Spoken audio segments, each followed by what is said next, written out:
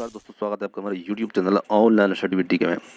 दोस्तों, आज हम आपके लिए सीटेट एग्ज़ाम 2018 का जो क्वेश्चन पेपर है वो आपके लिए लेकर आए हैं। और ये क्वेश्चन पेपर जो है ये आपको बताना चाहेंगे कि ये जो पेपर सेकंड है, तो पेपर सेकंड का जो मैथ्स और साइंस स्ट्रीम का पार्ट है, तो इसमें खास करके मैथ्स और साइंस के 60 प्रश्न हैं।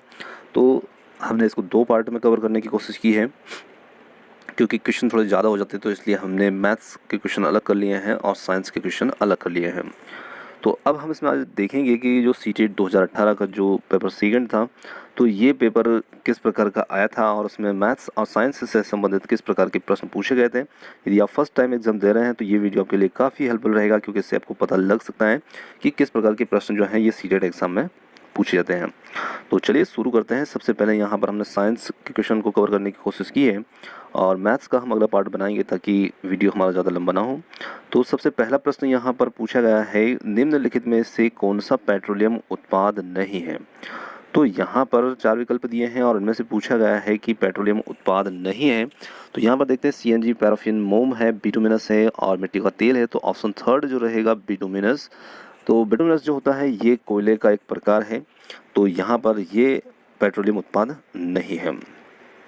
तो चलिए आगे बढ़ते हैं। अगला प्रश्न हमारा है, रेड डाटा बुक रिक्त स्थान का रिकॉर्ड रखती है। तो रेड डाटा बुक जो है ये किसका रिकॉर्ड रखती है। तो रेड डाटा बुक जो है ये रिकॉर्ड रखती है विलुप्त प्रजातियों का, वनस्पति का, पशु वर्ग का या संकटापन्न प्रजातियों का। तो यहाँ पर ऑप्शन फोर्थ जो रहेगा ये बिल्कुल सही उत्तर रहेगा, क्योंकि ऐसी प्रजातियाँ जो कि बिल्कुल विलुप्त होने के कगार पर है, इन प्रजातियों को हम कहते हैं संकटापन्न प्रजातियाँ। तो रेड डाटा बुक के अंदर इन प्रजातियों का रिकॉर्ड रखा जाता है। चलिए आगे देखते हैं। अगला हमारा प्रश्न है, जूते के सोल असमतल क्यों बनाए जाते हैं। तो देखिए, समतल यदि जूते के सोल होते हैं तो उनमें फिसलने का डर होता है, क्योंकि वो ज़मीन के साथ घर्षण कम हो जाता है यदि समतल होते हैं तो असमतल बनाने के पीछे इनका कारण जो होता है ये होता है कि जो ज़मीन के साथ में जो घर्षण होता है उस घर्षण को बढ़ाने के लिए दिए जाते हैं। तो यहाँ पर उसका उत्तर जो रहेगा ये हो जाएगा जड़त्व बढ़ाने के लिए। ऑप्शन सेकंड जो है ये हमारा यहाँ पर उत्तर हो जाएगा। इसके बजाय यहाँ पर घर्षण होता तो ज़्यादा अच्छा रहता। चलिए आगे देखते हैं। अगला प्रश्न है, सारिगा ने आसूत जल एक बोतल में लिया और पता लगाने की कोशिश की कि वह विद्युत का सुचालक है या नहीं, तो उसे क्या प्राप्त होने की संभावना है। तो देखिए, आसूत जल जो होता है वो विद्युत का सुचालक तो होता ही है, ये बिल्कुल यहाँ पर सही है, परंतु थोड़ी सी बात और आगे करते हैं। तो विद्युत का सुचालक तो होता है, परंतु यहाँ पर एक विकल्प दिया है विद्युत का कमजोर चालक है। अब देखिए, आसूत जल के अंदर जो होते हैं या विद्युत का जो चालन वो करता है, तो वो करता है उसके अंदर जो आयन होते हैं उनकी वजह से। तो विद्युत का चालन आयनों की वजह से होता है आसूत जल के अंदर, तो उसमें यदि आयनों की मात्रा कम होगी तो वो एक कमजोर चालक भी बन जाएगा। तो इसलिए उत्तर यहाँ पर हो जाएगा यह विद्युत का कमजोर चालक है। चलिए आगे बढ़ते हैं। अगला प्रश्न है हमारा, निम्नलिखित में से कौन सा कथन सत्य नहीं है। तो यहाँ पर हमें देखना है कौन सा कथन सत्य नहीं है।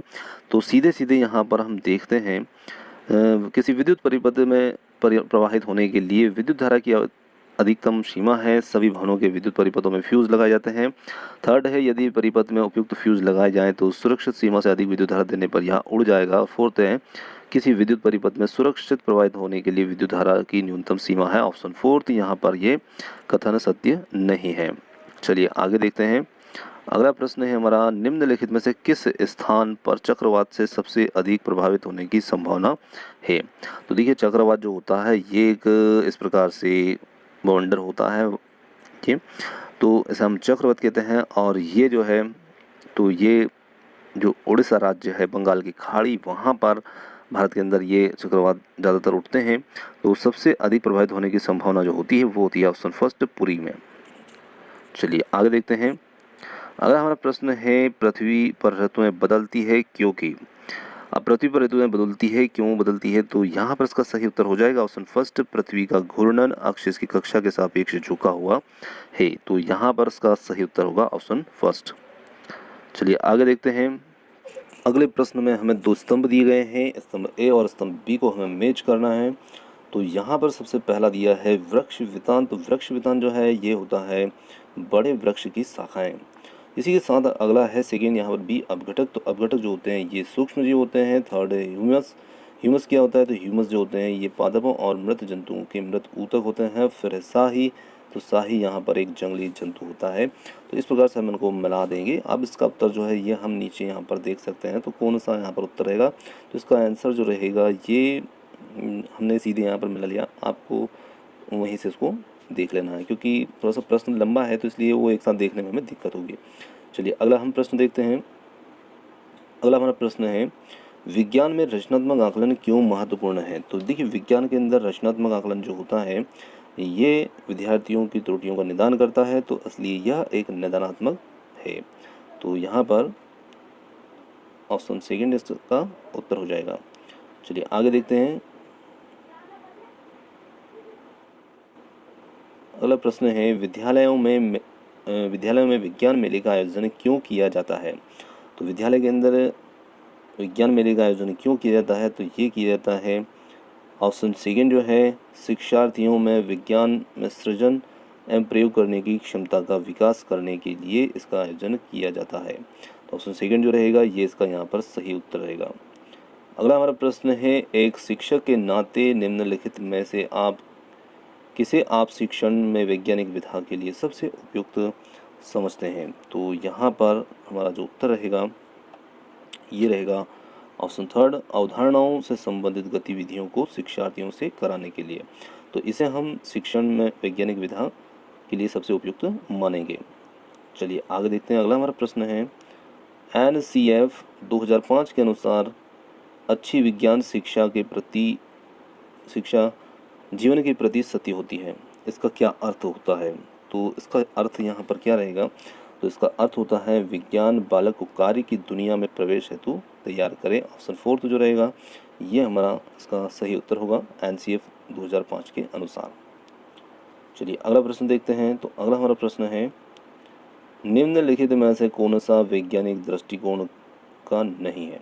तो कौन सा वैज्ञानिक दृष्टिकोण यहाँ पर नहीं है? तो सीखने की अत्यधिक उत्सुकता ये होता है, समस्याओं के प्रति व्यवहार में वस्तुनिष्ठता, थर्ड है कठिन कार्य। तो यहाँ पर इसका सही उत्तर रहेगा ऑप्शन थर्ड कठिन कार्य। चलिए आगे बढ़ते हैं। अगला हमारा प्रश्न है हरी कक्षा 4 के छोटा करते हैं इसको। चलिए हरी कक्षा 6 के शिक्षार्थियों को घूर्णन गति पढ़ाना चाहता है, निम्नलिखित में से कौन सी सबसे अच्छी विधा यहाँ पर होगी? तो यहाँ पर सबसे अच्छी विधा होगी गतिविधि आधारित शिक्षण जो है ये सबसे अच्छी यहाँ पर विधा होगी। चलिए अगला प्रश्न देखते हैं निम्नलिखित में से कौन सा विज्ञान अधिगम का एक महत्वपूर्ण उद्देश्य है? तो विज्ञान अधिगम का यहाँ पर कौन सा एक महत्वपूर्ण जो उद्देश्य है? तो यहाँ पर इसका उद्देश्य यहाँ पर रहेगा अध्ययनकर्ताओं में ईमानदारी, अखंडता और सहयोग के मूल्यों की प्राप्ति जो है ये इसका सही उत्तर यहाँ पर रहेगा। चलिए आगे देखते हैं। अगला हमारा प्रश्न है विज्ञान के मूल्यांकन में सतत एवं समग्र मूल्यांकन का क्या अर्थ है? तो उस विज्ञान के मूल्यांकन में सतत और समग्र मूल्यांकन का यहाँ पर अर्थ जो रहता है तो ये रहेगा अधिगम की आकलन हेतु सामान्य गतिविधियाँ और अभ्यास। ऑप्शन सेकेंड इसका सही उत्तर हो जाएगा। चलिए अगला प्रश्न देखते हैं। अगला हमारा प्रश्न है निम्नलिखित में से कौन सा समस्या समाधान विधि का एक चरण नहीं है? तो समस्या समाधान विधि का चरण जो है थर्ड अवलोकन यहाँ पर नहीं रहेगा। चलिए अगला हमारा प्रश्न है निम्नलिखित में से कौन सा विज्ञान में अनुरूपता विधि का एक चरण है? तो कौन सा यहाँ पर अनुरूपता विधि का एक चरण है? तो यहाँ पर रहेगा ऑप्शन फोर्थ जो रहेगा समस्याओं का चित्रण। ऑप्शन फोर्थ यहाँ पर इसका सही उत्तर हो जाएगा। चलिए अगला प्रश्न देखते हैं संसार में पाए जाने वाले सबसे लंबे सर्प हैं। तो संसार में पाए जाने वाले सबसे लंबे सर्प जो हैं ये कौन से हैं? तो यहाँ पर इसका सही उत्तर रहेगा ऑप्शन फर्स्ट एनाकोंडा। तो एनाकोंडा जो होते हैं ये लगभग औसत इनकी लंबाई होती है वो 17 फीट तक होती है और कहीं कहीं पर ये लगभग 30 फीट लंबे भी पाए जाते हैं और ये एक विश्व हिंद सांप होते हैं और जो कि दक्षिण अमेरिका में ये पाए जाते हैं। तो यहाँ पर इसका जो उत्तर रहेगा हमारा ये हो जाएगा ऑप्शन फर्स्ट एनाकोंडा। चलिए आगे देखते हैं, विश्व भर में लोगों के द्वारा योग किया जाता है। तो विश्व भर में लोगों के द्वारा योग किया जाता है क्योंकि, तो योग इसलिए किया जाता है क्योंकि यह लोगों को स्वस्थ रखता है। ऑप्शन फर्स्ट जो रहेगा ये हमारा इसका सही उत्तर हो जाएगा। चलिए अगला हमारा प्रश्न है, चेचक के टीके का आविष्कार रिक्त स्थान के द्वारा किया गया। तो चेचक के टीके का आविष्कार जो है ये किया गया है एडवर्ड जेनर के द्वारा। ऑप्शन सेकंड जो रहेगा ये इसका यहाँ पर उत्तर हो जाएगा। अगला हमारा प्रश्न है, निम्नलिखित में से किसका उपयोग एक परिरक्षक के रूप में किया जाता है। अब यहाँ पर बात करते हैं परिरक्षक के रूप में। तो परिरक्षक क्या होते हैं, तो परिरक्षक जो होते हैं उन्हें हम कहते हैं प्रिजर्वेटिव, जो खाद्य पदार्थों को लंबे समय तक सुरक्षित रख सकते हैं। तो ऐसे पदार्थों को हम प्रिजर्वेटिव या परिरक्षक कहते हैं। अब देखिए यहाँ पर विकल्प जो है वो सोडियम बेंजोएट है, तो इसका सही उत्तर सोडियम बेंजोएट हो जाएगा। परंतु एक बात और यहाँ आपको बताना चाहेंगे कि जो ऑप्शन थर्ड है सोडियम क्लोराइड, जिसे हम NaCl कहते हैं, और ये खाने का जो नमक होता है इसे भी प्रिजर्वेटिव या परिरक्षक कहा जाता है। ये भी परिरक्षक के रूप में उपयोग में आता है। तो चलिए यहाँ पर हम महत्व देंगे सोडियम बेंजोएट को, क्योंकि यदि खाने का नमक लिखते तो थोड़ा सा और भी हम इसको लिख सकते थे, परंतु यहाँ सोडियम क्लोराइड लिखा है। तो चलिए आगे देखते हैं, ईस्ट का उपयोग रिक्त स्थान के उत्पादन में किया जाता है। तो ईस्ट का उपयोग जो है ये किया जाता है, ऑप्शन फोर्थ जो है अल्कोहल के निर्माण में इसका उपयोग किया जाता है। अगला हमारा प्रश्न है, माइटोकॉन्ड्रिया ATP, तो राइबोसोम किससे संबंधित होगा। जिस प्रकार से माइटोकॉन्ड्रिया ATP से संबंधित है, माइटोकॉन्ड्रिया के अंदर ATP का संश्लेषण होता है, उसी प्रकार से राइबोसोम के अंदर किसका संश्लेषण होता है, तो ये होता है प्रोटीन का। तो ऑप्शन सेकंड जो रहेगा ये प्रोटीन। आगे बढ़ते हैं, अगला हमारा प्रश्न है, यदि एक सरल लवलक की आवृत्ति 2 हर्ट्ज हो। अब देखिए यहाँ पर उसकी आवृत्ति 2 हर्ट्ज दे रखी है, तो आवृत्ति जो होगी वो मतलब कि 2 दोलन प्रति सेकंड। तो एक सेकंड के अंदर वो 2 दोलन यहाँ पर कर रहा है, तो 16 सेकंड में कितने दोलन पूरा करेगा। तो देखिए एक सेकंड के अंदर उसकी आवृत्ति 2 हर्ट्ज है, तो एक सेकंड के अंदर 2 हर्ट्ज का मतलब है 2 दोलन प्रति सेकंड।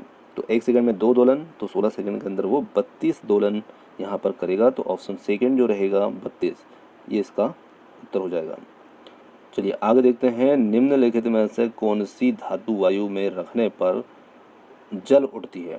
तो देखिए जलने को जो वायु के संपर्क में आने पर सोडियम जो होता है ये बहुत ही क्रैशियल होता है, तो ये वायु के संपर्क में आने पर जल उठता है, इसलिए इसे मिट्टी के तेल या केरोसिन जिसको हम कहते हैं उसमें इसको रखा जाता है। चलिए अगला हम प्रश्न देखते हैं, तो मैग्नीशियम हाइड्रोक्साइड MgOH जो है इसका उपयोग रिक्त स्थान के रूप में किया जाता है। तो इसका उपयोग जो है ये प्रति अम्ल के रूप में, जिसे हम एंटासिड भी कहते हैं, तो प्रति अम्ल के रूप में इसका उपयोग किया जाता है। ऑप्शन सेकंड यहाँ पर इसका सही उत्तर है। चलिए अगला प्रश्न है हमारा, निम्नलिखित में से कौन सी गैस पॉप की ध्वनि के साथ जलती है। तो यहाँ पर इसका सही उत्तर जो रहेगा ये रहेगा ऑप्शन फर्स्ट जो है हाइड्रोजन गैस जो है ये पॉप की ध्वनि के साथ में जलती है।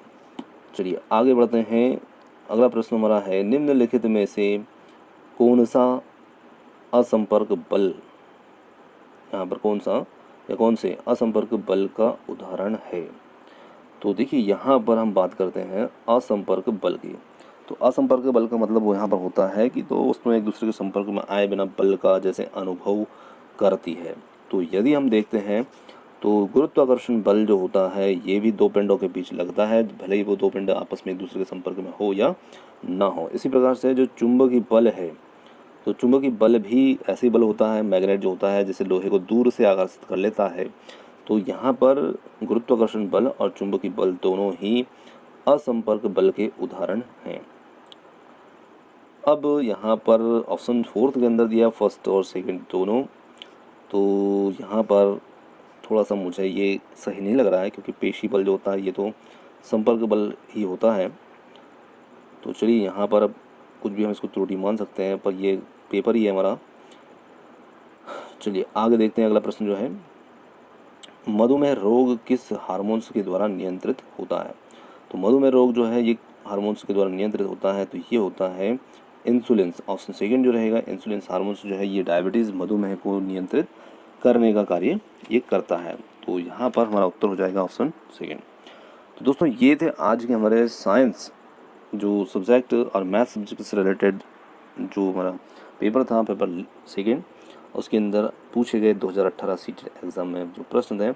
अब यहाँ पर थोड़ी सी आपको एक असुविधा हुई होगी, क्योंकि ये पेपर मैंने हिंदी और इंग्लिश दोनों का यहाँ पर एक साथ रखा था, तो आपको थोड़ा सा दिखने में या समझने में थोड़ी सी परेशानी आपको महसूस हुई होगी। उसके लिए हम क्षमा चाहते हैं, और अगली बार से हम यहाँ पर एक ही लैंग्वेज को रखेंगे ताकि आपको थोड़ा सा क्लियर यहाँ पर ये चीज़ें दिख पाएँ। तो उम्मीद करते हैं आपको आज का हमारा वीडियो पसंद आया होगा, और यदि पसंद आता है तो वीडियो को लाइक शेयर करना और चैनल को सब्सक्राइब करना ना भूलें।